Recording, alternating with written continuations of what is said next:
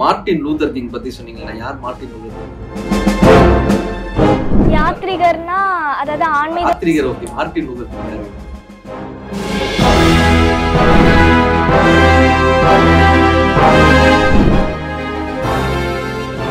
அடுத்ததாக நம்ம கூட சென்னை பள்ளிக்கரணை DAV பள்ளியிலிருந்து பிரணிதா அவர்கள் இணைய இருக்காங்க. அனைவருக்கும் என் முத்தான முதற்கண் வணக்கம். என் பெயர் பிரணிதா. நான் DAV பள்ளிக்கரணையில் 8ஆம் வகுப்பு படிக்கின்றேன். அறம் வளர்க்கும் அமுத மொழியாம், ஆதியில் தோன்றிய அருமை மொழியாம், இனிமை கூட்டும் இன்ப மொழியாம், ஈடில்லா புகழ் கொண்ட நம் தாய்மொழியாம் தமிழை வணங்கி பாருக்குள்ளே நல்ல நாடு நமது பாரத தாய் திருநாடு என்று பேச வந்துள்ள தமிழின் தவப்புதல்வி பிரணிதாவின் அன்பு வணக்கத்தை உங்கள் அனைவருக்கும் உரித்தாக்குகிறேன். வேற்றுமையில் ஒற்றுமை என்பது நமது தாய் திருநாட்டின் தாரக மந்திரம் என்பதனை நாம் அனைவரும் அறிவோம். பண்டை கால இந்தியாவானது உலக நாகரீகத்தின் தொட்டில்களில் ஒன்றாக கருதப்படுகிறது. பாரம்பரியம், கலாச்சார பன்முகத்தன்மை, உலகின் தலை சிறந்த வரலாற்று சின்னங்கள், இயற்கை எழில் கொஞ்சும் சுற்றுலா தலங்கள் என எண்ணற்ற சிறப்புகளை கொண்டது நமது பாரத தாய் திருநாடு. மேலும் உலகின் மிகப்பெரிய ஜனநாயக நாடாகவும், அதிகமான மொழிகள் பேசுகின்ற நாடாகவும், அதிக மக்கள் தொகை கொண்ட நாடாகவும் நம் பாரத நாடு உள்ளது. இந்தியாவின் ஆன்மா கிராமங்களில் வாழ்கிறது என்று நம் தேசத்தந்தை காந்தியடிகள் கூறியதைப் போல உலகிலேயே அதிகமான சுமார் 6,50,000 கிராமங்களை கொண்டது நம் நாடு. கிராமங்கள் உணவு உற்பத்தியிலும் நாட்டின் பொருளாதார வளர்ச்சியிலும் முக்கிய பங்கு வகிக்கின்றன. பூஜ்ஜியத்தை கண்டுபிடித்து கணிதத்தில் ராஜ்யத்தை அமைத்தவர்கள் நமது இந்தியர்கள். மேலும் பதின்ம எண்முறைகளையும் பையின் மதிப்பையும் கண்டறிந்துள்ளனர். உலகிலேயே மிகப்பெரிய அளவில் வைரத்தை பட்டை தீட்டுவது நமது நாட்டில்தான். சிமெண்ட் தயாரிப்பில் உலகிலேயே 2வது இடத்தை வகிக்கிறது.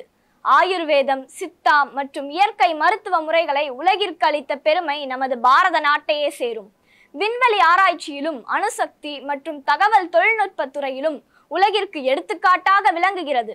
ஒரு நாடு எந்த அளவிற்கு அறிவியலில் சிறந்து விளங்குகிறதோ அதே அளவிற்கு ஆன்மீகத்திலும் சிறந்து விளங்கும் போது மட்டுமே உலக அளவில் உயர்ந்து நிற்கும். அந்த வகையில் பழங்காலம் தொட்டே ஆன்மீக பூமியாக நமது பாரத நாடு உள்ளது. அதனால்தான் மற்ற நாடுகளுக்கு ஒரு சுற்றுலா பயணியாக செல்லும் நான் இந்தியாவிற்கு ஒரு யாத்ரிகராக வருகிறேன் என்றார் மார்ட்டின் லூதர் கிங் ஜூனியர். உடலுக்கும் மனதிற்கும் வலிமை சேர்க்கக்கூடிய கபடி, சதுரங்கம், குட்டே, சாக்லி, சிலம்பம், மல்யுத்தம் போன்ற பாரம்பரிய விளையாட்டுகளை உலகிற்கு அறிமுகப்படுத்தியது நமது பாரத நாடு. உலகம் என்பது உடல், இந்தியா அதன் உயிர் என்கிறார் காலித்.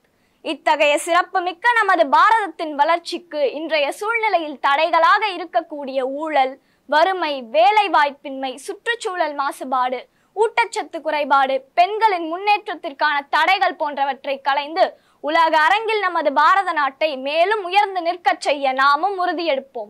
ஞானத்திலே பரமோனத்திலே, உயர்மானத்திலே அன்னதானத்திலே, தீரத்திலே படை வீரத்திலே, நெஞ்சில் ஈரத்திலே உபகாரத்திலே, நன்மையிலே உடல் வன்மையிலே, செல்வ பன்மையிலே மரத்தன்மையிலே சிறந்த பாருக்குள்ளே நல்ல நாடு நம் பாரத நாடு என்று போற்றும் நமது பாரதியாரும் பாடியுள்ளதைப் போல இந்தியர் என்பதில் பெருமை கொள்வோம். இணைந்தே இன்னும் பல சாதனைகள் புரிவோம். பாரத தாயின் பாதம் பணிந்து இந்த நல்வாய்ப்பிற்கு நன்றி கூறி விடைபெறுகிறேன். வாழ்க பாரதம், வளர்க பாரத தாய் திருநாடு. வந்தே மாதரம், வந்தே மாதரம். ஜெய்ஹிந்த். பூஜ்யம் ராஜ்யம் அப்படின்னும் தன்னுடைய நாட்டு பற்றை பற்றியும் அவங்களுடைய பேச்சை சிறப்பா நிறைவு செய்திருக்காங்க. அவங்களுக்கான கருத்துக்களை முதல்ல நம்ம மதுரை ராமகிருஷ்ணன் அண்ணா கிட்ட இருந்து தொடங்குவோம். ரொம்ப அருமையா இருந்தது தங்கம். ரொம்ப அழகா ஒரு நாட்டிய நடையோட ஒரு பேச்சை கேட்டது இப்பதான் ரொம்ப அழகா. எல்லோருக்கும் வணக்கம். அழகா ஒரு நாட்டிய நடையோட உங்களோட பேச்சா இருந்தது. யார் எழுதி கொடுத்தாங்க? அப்பா எழுதி கொடுத்தாரா? ரொம்ப அருமையா இருந்தது சார். உங்களுடைய தகவல் ரொம்ப அருமையா இருந்தது. பூஜ்ஜியத்தை வைத்து ஒண்ணு சொன்னீங்கல்ல, அது என்ன சொன்னீங்க? பூஜ்ஜியத்தை கண்டுபிடித்து கணிதத்தில் ராஜ்யத்தை அமைத்தார். யார் அவரு? ராமானுஜன். சரி. அதே போல மார்ட்டின் லூதர் கிங் பத்தி சொன்னீங்கல்ல, யார் Martin Luther king? Martin Luther king அவர்தான் இந்திய நாட்டுக்கு வரும்போது நான் யாத்திரியாக வருகிறேன்னாரு.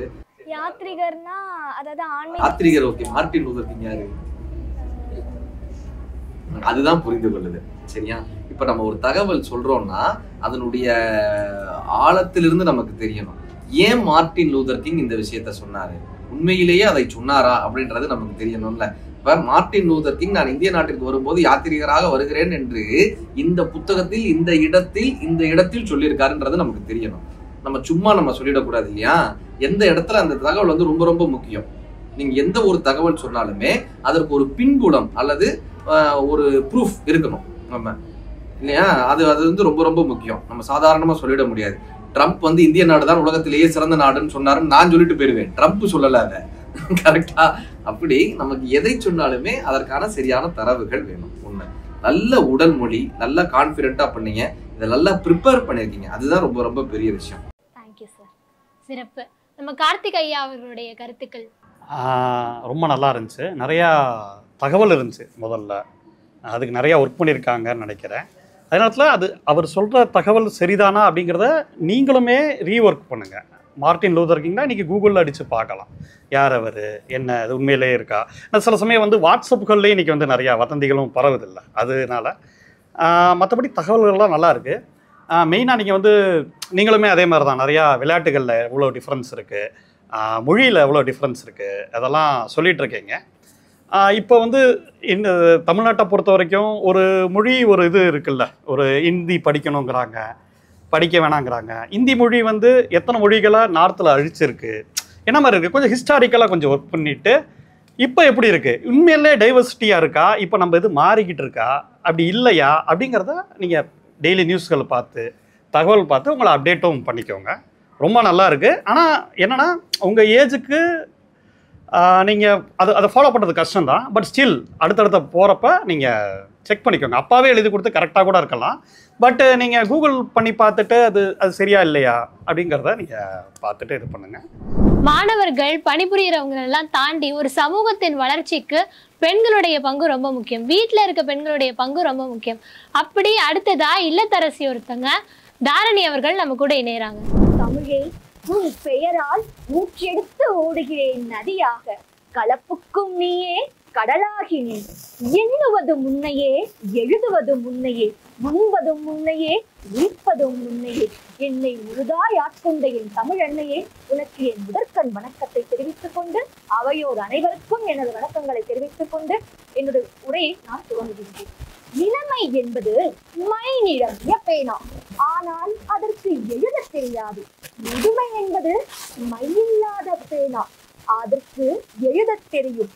இந்த மை நிரம்பிய பேனாவிற்கு எழுத கற்றுக்கொண்டால் அதுதான் இந்த சமுதாயத்திற்கு மிகவும் பயன்படும் என்ற நோக்கில் இந்தியாவின் சக்தி இளைஞர் சக்தி, இளைஞர் சக்தி இந்தியாவின் சக்தி என்ற தலைப்பில் ஒரு சில வார்த்தைகள் உங்கள் முன் பேச வந்துள்ளேன்.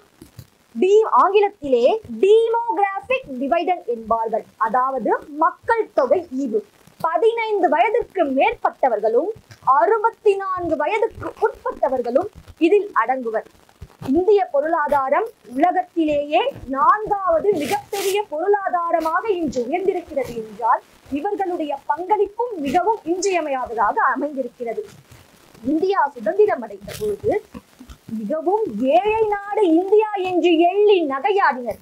1960களில் சுவாமிநாதன் என்பவரின் முயற்சியால் கிரீன் ரெவல்யூஷன், பசுமை புரட்சி என்பதன் மூலம் இந்தியா மக்கள் அனைவருக்கும் உணவளித்தது அல்லாமல் இன்று இந்தியா உணவு தானியங்களை பிற நாட்டுக்கு ஏற்றுமதி செய்யும் அளவிற்கு வளர்ந்துள்ளது என்று சொன்னால் அது மிகையாகாது. இந்தியாவால் அணு ஆயுதம் செய்ய முடியவே முடியாது என்று உலக நாடுகள் எண்ணி இருந்தன. மே 18, 1974ஆம் ஆண்டு பொக்ரான் என்னும் இடத்தில் அணு ஆயுத சோதனை நடத்தினோம். உலகமே நம்மை திரும்பி பார்த்தது. ஆயுதம் செய்வோம், நல்ல காகிதம் செய்வோம், ஆலயம் செய்வோம், பள்ளி சாலைகள் செய்வோம் என்று பாரதியின் கனவு இன்று மெய்ப்படவில்லையா? ஏவுகணை இல்லாத நாடு இந்தியா என்றனர். ஏப்ரல் 19, 1975ஆம் ஆண்டு ஆரியபட்டா என்ற ஏவுகணையை விண்வெளிக்கு அனுப்பி நாம் சாதனை புரிந்தோம்.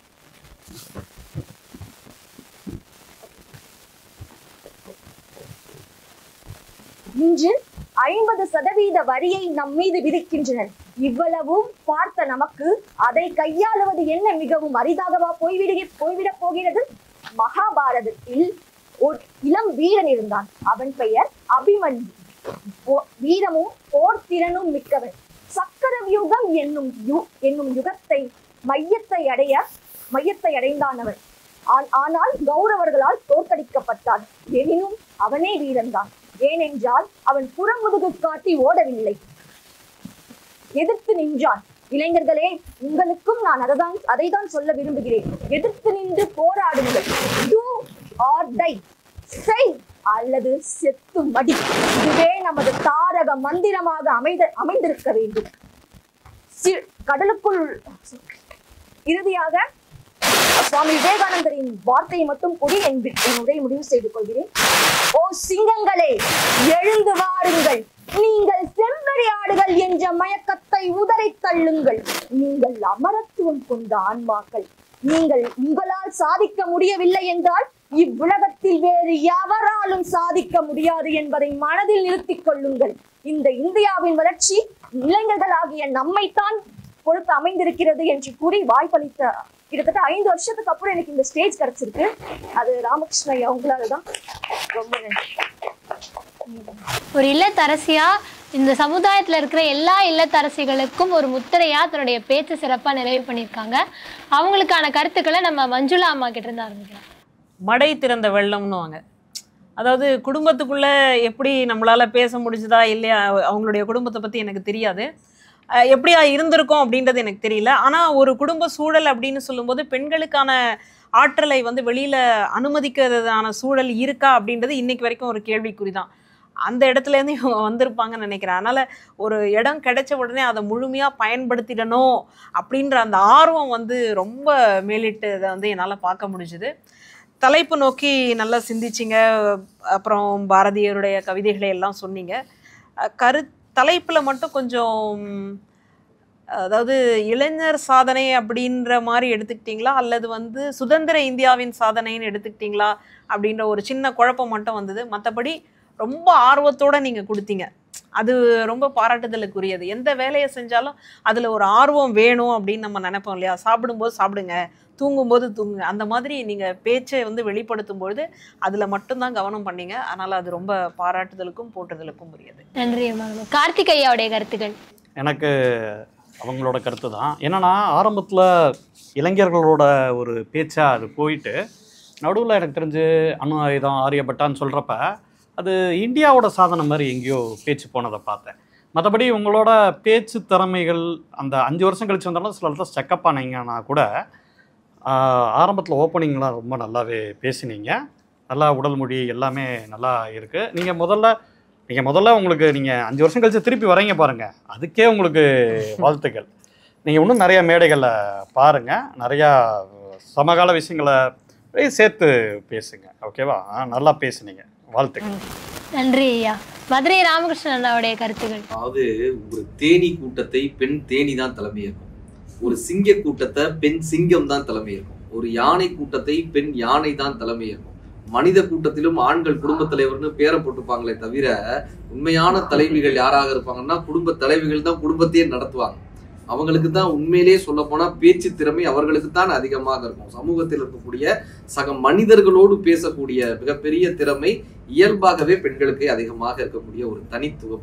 அத்தனை குடும்பங்களையும் இணைத்து, குடும்ப உறவினர்கள் அத்தனை பேரையும் இணைத்து பயணிக்கக்கூடிய தனித்திறமை பெண்களுக்கு அதிகமாக இருக்குன்றதுனால தான் தலைமை பண்பு உங்களுக்கு இயற்கையாகவே இருக்கு.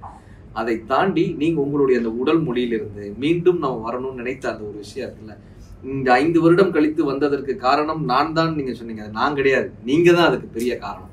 நீங்க தான் பெரிய காரணம். இப்படி ஒரு தளம் கிடைத்த பின்பு மீண்டும் நான் எழுந்து வருவேன்னு எழுந்து வந்திருக்கீங்கல்ல, அதற்கு நீங்க தான் உங்க பெரிய காரணம். நீங்க ரொம்ப அருமையாக பண்ணீங்க. நிறைய தொடர்ந்து வாசிங்க. இதுக்கப்புறம் இதை சொல்லுவோமா இல்ல இதை சொல்லலாமா வேணாமான்ற முடிவை பேச்சுக்கு நடுவில் எடுக்கவே கூடாது. நான் சும்மா உங்களுக்கு ஒரு கருத்தியலா தான் சொல்றேன்.